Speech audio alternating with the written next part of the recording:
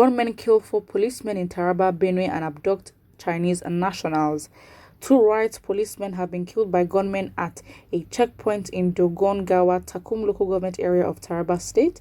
The executive chairman, Takum Local Government Council, Shiban Tekari, disclosed this to journalists on Wednesday. Tekari said the gunmen suspected to be bandits took away the slain cops' rifles, and according to him, the incident happened when the 2 policemen were left behind to provide security at the checkpoint while their colleagues went into town to get food. Tekari stated the gunmen came onto motorcycles and opened fire on the 2 policemen, killing them in the process. The attackers also took away their rifles.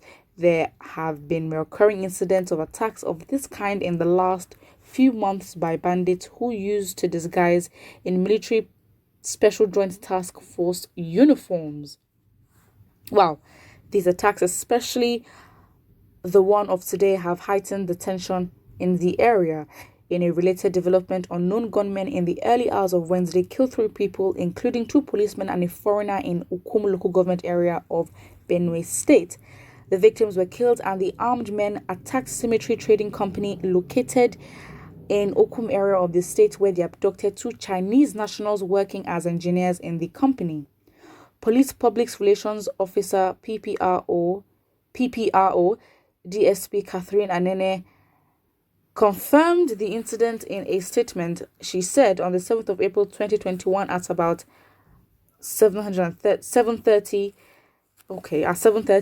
a distress call was received from police officers posted to escort expatriates from the above named company in the Ukum local government area that day, and they came under attack of gunmen who laid ambush at the site under construction before their arrival. During an exchange of fire with gunmen, 2 policemen and 1 of the expatriates lost their lives, while 2 of the expatriates were kidnapped. More police officers have been deployed to the area for trial of the hoodlums and rescue of the kidnapped victims. I think that one thing we'd see here is that the government should be very much proactive in trying to find the Chinese nationals. Absolutely, 100%. With the relationship that Nigeria has, or the relationship that Africa has with China, and all the investments and everything, they had better. I mean, I think that's what we're gonna see. It's like when you don't treat your own family members well, but you treat strangers better than your family members. I think that's the case. Is what we're going to see.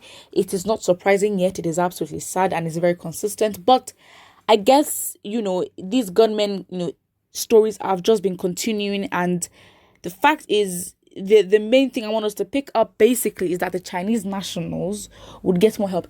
Even if the Nigerian government does not do anything, I think they would have to. But even if they don't, I think that you'd see that probably Chinese government will intervene and be like, get our people back, or they'll send military support to Nigeria. So let's see what the comments here say. Someone says, since Nigerian government prefers war to peaceful separation, they should get ready for the lawlessness that will follow, because the lawlessness will also set war between the zoo called Nigeria and China, India, and other countries that will be ready to avenge the deaths of their citizens in Nigeria. As I've said, Nigerian government certainly don't know what a big problem they are into. Yeah, I guess they true. And the person that puts hashtag referendum now. Someone says, may God give you the weapons so you could destroy those fighter jets killing innocent civilians while providing cover for murderous headsmen. Is this shaking of tables for me? Unknown gunmen, unknown soldiers, unknown police, unknown headsmen, unknown bandits, unknown will surely continue in Nigeria. And I think that is a very smart, very, very smart observation. A lot of the news lately has been unknown. Why? You're reporting on something and consistently it's unknown. Shouldn't that be a state of emergency? Because that's scary. If you can't locate these people, even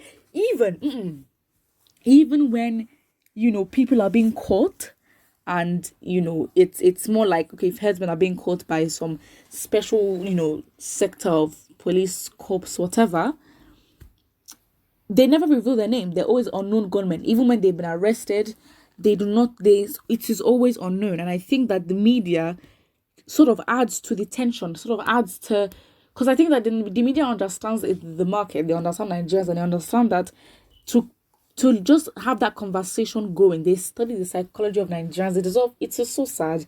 And, you know, I think it helps us get into that cycle of just talking and talking and talking. However, it is also used to instill fear.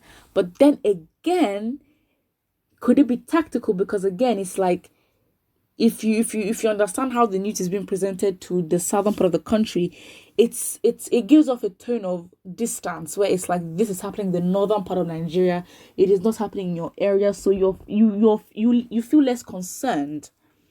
It should not be the case, but that there's definitely that tone or that overarching theme towards the way news like this is being, you know, given, or, you know, advertised. But the fact remains that because it is happening in the north and there's that divide, it is still there. You might not see it, but I think it is very much there. The divide between the north and the south, it's like two different countries in one, where it was just too different.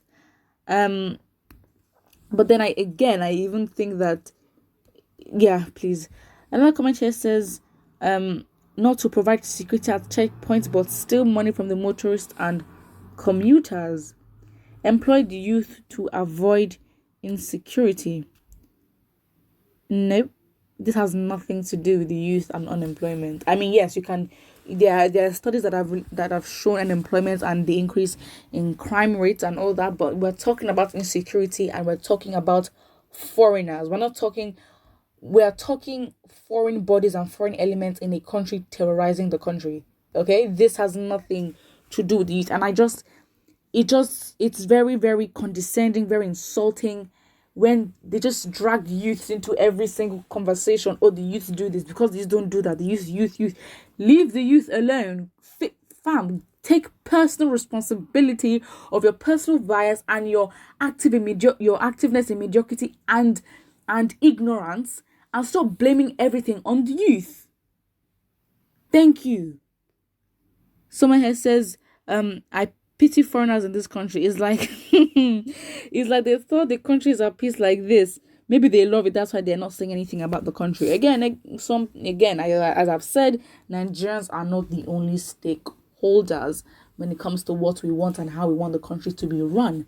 And I mean, it just reminded me of how Benin Republic, I think, for some reason wanted to be a 37th state in Nigeria. And in my mind, I'm just like, what is going on here? Like, what? The 37th state. And I'm like, do you see what is going on? And you want to be a 37th state? Yes, I think that, you know, even in West Africa, like Cameroon, there's some similarities in our cultures. Yes, absolutely. They even you might even think that they are Nigerian, but that's not how it's meant to be. Everything is so confusing. Everyone is in a state of confusion, even when it comes to things that are simple yet complex, like identity. Yeah, the country is going through so much, but again, these news is happening all the time, and if anything, do not be sad. All you have to do is plan 2023. Put boy think in the comment section below, and don't forget to like and subscribe.